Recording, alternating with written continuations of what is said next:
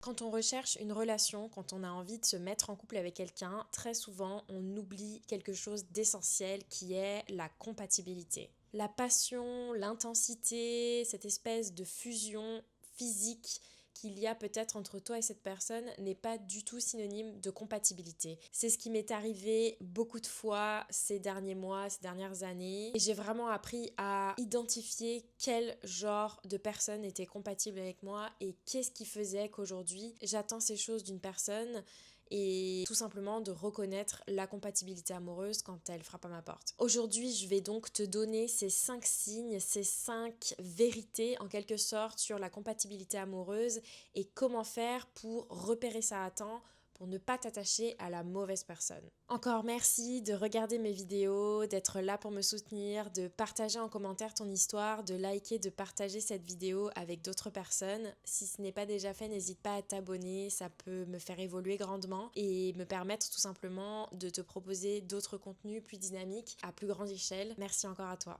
La compatibilité amoureuse, on l'entend un peu partout à toutes les sauces et dans mon conscient à moi, je pensais que la compatibilité amoureuse c'était aimer les mêmes choses, ressentir une vibe en fait, une connexion physique, un genre d'alchimie, d'intensité entre deux personnes et je prenais ça vraiment pour argent comptant, pour quelque chose de naturel sans jamais vraiment me plonger plus dans la question. J'avais l'impression que ressentir cette espèce d'amour, mais finalement cette attirance, parce que c'est un peu le piège de la compatibilité, c'est qu'on a tendance à se dire oh mais non je suis pas compatible avec cette personne parce qu'on a trop de centres d'intérêt différents, on n'a pas vraiment cette connexion physique dès le départ et pour moi si je ressens pas ça dès le départ c'est que on n'est pas compatible, etc.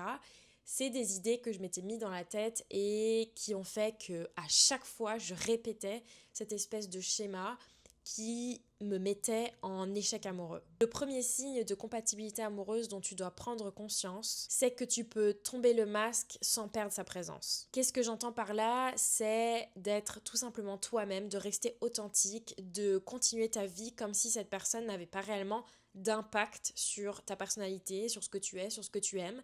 Être capable de rester authentique dans ta personne et de voir que la personne est toujours là, s'intéresse toujours à toi et te pose toujours autant de questions et est curieux en fait vis-à-vis de toi.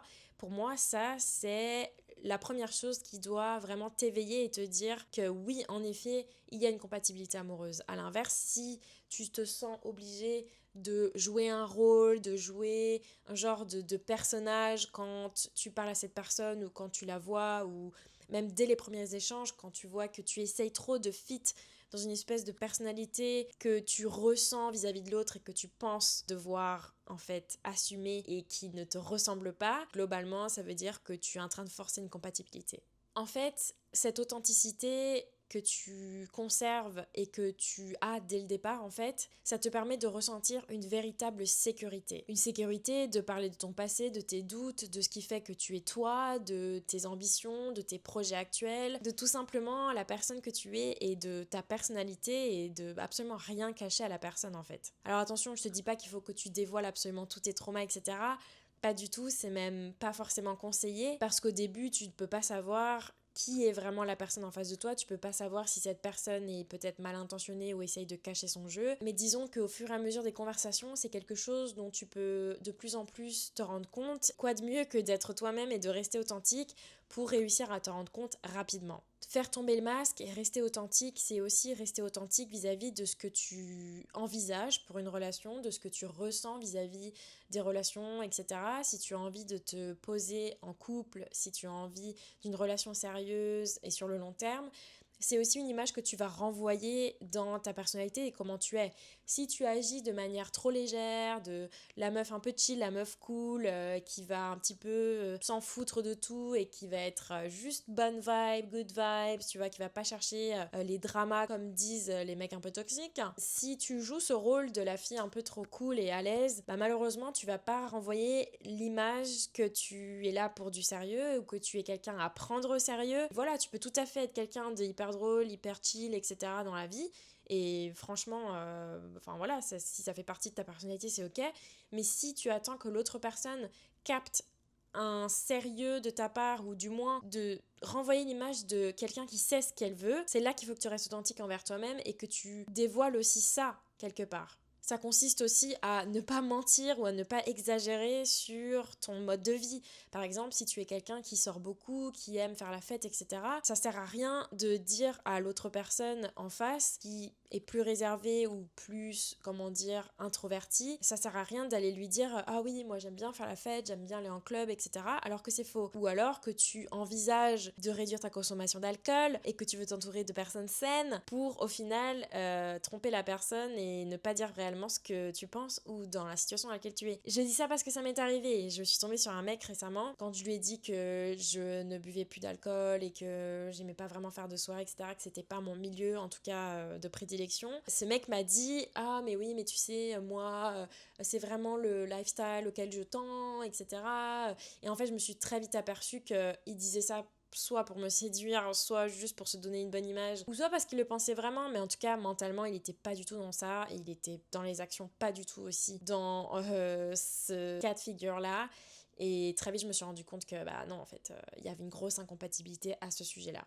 Une autre chose avec l'authenticité, et franchement je dirais jamais assez de choses au sujet de ça, et je te conseillerais jamais assez d'être le plus authentique possible dès le début, c'est que la personne elle va rester elle-même et elle va pas changer d'humeur ou elle va pas changer d'attitude en fonction de toi quand tu es peut-être un peu moins au top, tout simplement quand tu vas moins bien quoi. Si cette personne elle reste quoi qu'il et qu'elle ne change pas d'attitude, pour moi c'est un énorme signal positif qu'il y a une compatibilité amoureuse derrière ça. Le deuxième signe important qui révèle une compatibilité amoureuse véritable, c'est le fait que vous vivez selon des principes et pas des humeurs. La constance, la fiabilité, le fait que vous soyez alignés sur certaines choses essentielles en fait, qui font qu'une relation de couple fonctionne, c'est vraiment la base et c'est essentiel. Qu'est-ce que j'entends par là? C'est que tu vas pas être guidé juste par des émotions ou par une attirance, juste parce que ce jour-là, tu t'es senti vraiment proche de la personne et que 2 jours après, en fait, ce truc est passé et que même t'es passé à autre chose avec une autre personne. Non, ce que j'entends par là, c'est que vous êtes guidé par des valeurs, vous avez les mêmes valeurs, les mêmes principes qui font que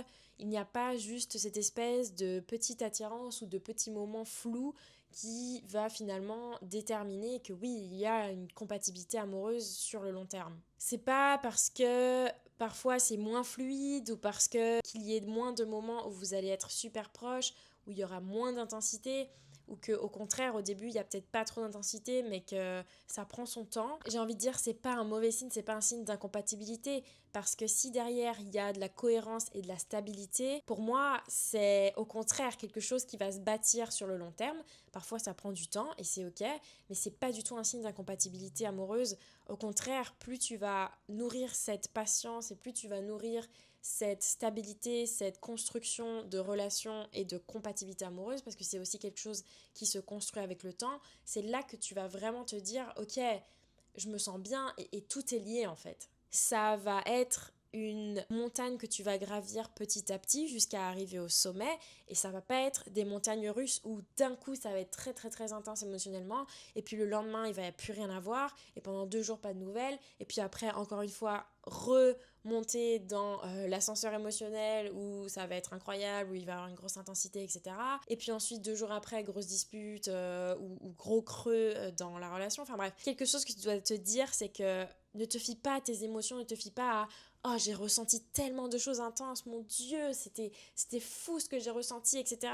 Et oui, parfois ça peut être un écho à une compatibilité amoureuse, mais ne te fie pas à ces émotions-là pour déterminer ta compatibilité amoureuse avec quelqu'un. C'est pas parce que dès le départ tu ne ressens pas cette folie, cette intensité, et que tu n'es pas addict à la personne et obsédé par cette personne, que tu vas être forcément compatible amoureusement avec cette personne. Et d'ailleurs, bien souvent, c'est le terreau parfait pour les relations toxiques. Crois-moi, je sais de quoi je parle. Le troisième point qui soulève une vraie compatibilité amoureuse, c'est que vous n'avez pas peur de vous dire les choses, vous n'avez pas peur de parler. Quand tu te sens suffisamment confortable et que naturellement tu arrives à parler de choses plus difficiles, plus complexes, et qui pourraient potentiellement amener à soit un conflit, même pas forcément un conflit de dispute, mais un conflit de valeurs, si tu ressens que tu es à l'aise avec cette personne et que tu te sens suffisamment en sécurité pour dire les choses et que tu ne crains pas en fait la réaction de l'autre, c'est une vraie compatibilité selon moi. Vous allez être capable de vous parler droit dans les yeux, de vous dire les choses sans qu'il y ait vraiment cette peur de la séparation, de faire fuir la personne ou quoi que ce soit. Et ça, c'est tellement révélateur d'une incompatibilité amoureuse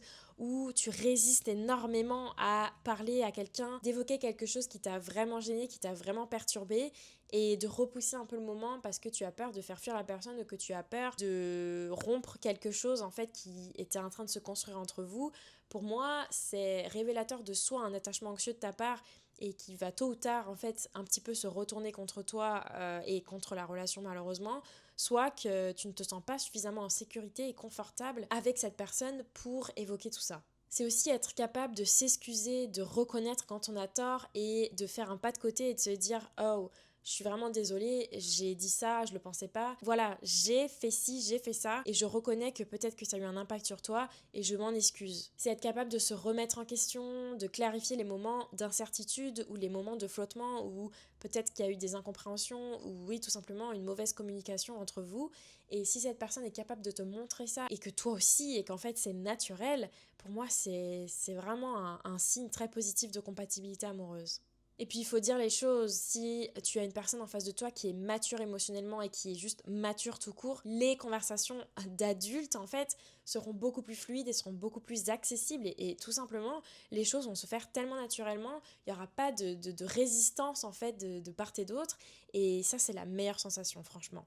Vous allez cultiver cette transparence émotionnelle saine et ça va vraiment t'apporter cette espèce de, oui, sécurité encore une fois émotionnelle que tu peux ressentir depuis le début ou alors ça va faire évoluer en fait votre relation à un step bien plus sérieux et encore une fois sans que cela soit forcé, sans que cela soit trompé ou manipulé. Je pense que tu vois ce que je veux dire. Le quatrième point qui selon moi révèle une compatibilité amoureuse véritable et saine, c'est aussi, il faut le dire, la résonance physique, émotionnelle et énergétique. Ce que j'entends par là, c'est que oui, il y a une véritable attirance, oui, physiquement, peut-être que toi, tu as ressenti une très forte attirance dès le départ, soit au contraire, l'attirance n'est pas vraiment là, mais c'est quelque chose qui peut 100% se bâtir au fur et à mesure des choses si tout le reste est déjà coché en fait. Même si tu n'es pas forcément attiré physiquement par la personne, parfois il peut tout simplement y avoir une énergie entre vous qui fait que tu vas trouver la personne attirante et que tu vas clairement switcher dans ta tête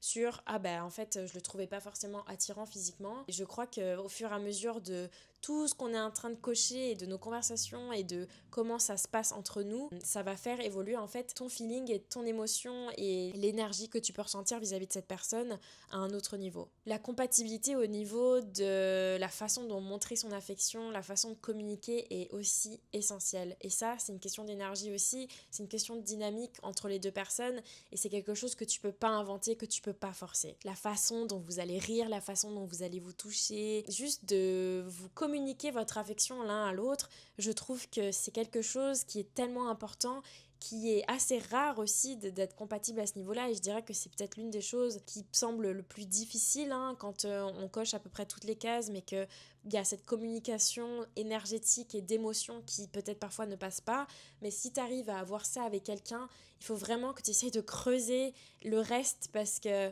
je trouve que c'est tellement révélateur d'une compatibilité amoureuse que c'est pas quelque chose à mettre de côté. Et encore une fois, c'est quelque chose qui peut se construire sur le long terme. N'attends pas que ce soit quelque chose qui soit de but en blanc comme ça, première rencontre, ça y est, bam, l'énergie elle est présente. Alors oui, ça peut être le cas et c'est super, d'autant plus qu'il faut quand même vérifier les autres points dont on a parlé. Mais je veux dire, c'est aussi quelque chose qui peut tout à fait se construire. Et j'ai envie de te dire, ça va mettre ta patience à l'épreuve et ça va mettre à l'épreuve aussi la compatibilité en général. Et si tu arrives à passer ça, bah c'est que vous étiez vraiment compatible en fait. Un autre point vraiment important, c'est que tu vas te sentir tiré vers le haut avec cette personne. Tu vas te sentir encouragé, tu vas avoir envie d'être quelqu'un de meilleur, mais pas dans le mauvais sens du terme. Tu vas pas avoir envie de faire plus pour lui plaire et de faire plus pour être toujours la préférée, la personne choisie, etc.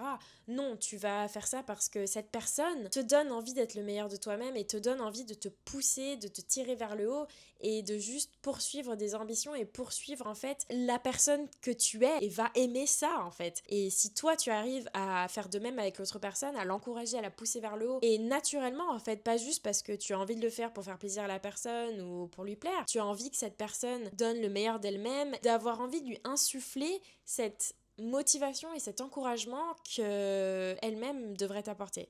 Ce genre de lien, c'est pas le lien qui va te donner uniquement des petits papillons dans le ventre ou cette espèce de, tu sais, cette sensation de quand tu prends une montagne russe et que t'as le cœur qui remonte et que t'es là, waouh, j'ai ressenti un truc de zinzin. Non, ne recherche pas cette espèce d'adrénaline et de shot, en fait, de drogue quelque part qui ferait que tu ressens encore une fois cette émotion très forte et cette addiction.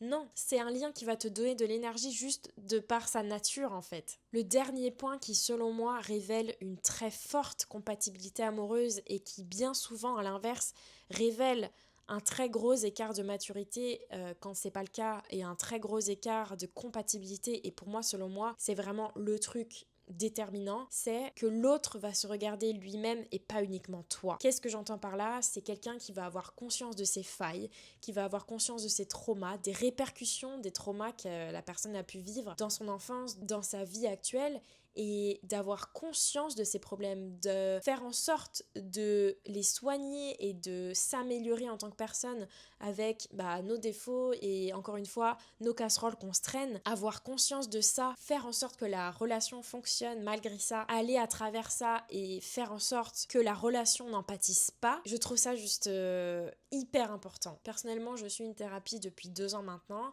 et c'est quelque chose que je n'arrêterai vraiment pas de sitôt parce que j'ai totalement conscience de mon anxiété, de mes traumas et des répercussions de ces traumas sur ma vie en fait et mes relations. Et tu es censé n'attendre rien de moins que ça de l'autre personne. Si cette personne elle fait le même chemin que toi et qu'elle a aussi conscience de tout ça, pour moi c'est full win quoi. Cette personne va travailler sur elle-même, va faire le travail de son côté avec un thérapeute ou avec une aide professionnelle, mais ne va pas te demander directement de te sauver et tu ne dois pas prendre cette posture toi de sauveur. Le but ici, c'est d'être dans une relation saine, dans une relation équitable et mutuelle. C'est pas que une personne doit recevoir une aide énorme. Il y a cette espèce de relation sauveur-victime, etc. qui s'installe.